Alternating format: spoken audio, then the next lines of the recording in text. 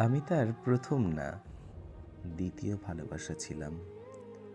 তার মুখেই শুনেছিলাম সে তার প্রথম প্রেমিককে অসম্ভব ভালোবেসেছিল।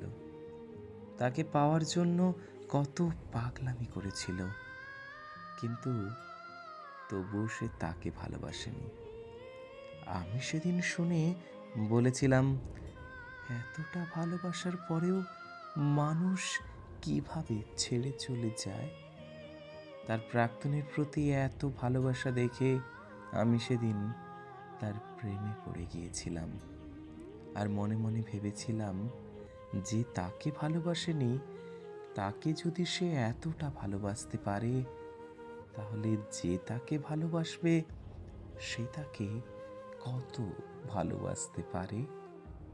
কিন্তু আমি ভুল ছিলাম। আসলে কোনো মানুষ সহজে পেয়ে গেলে না, তার আর মূল্য দিতে জানে না। আমি তার জলজ্যান্ত প্রমাণ।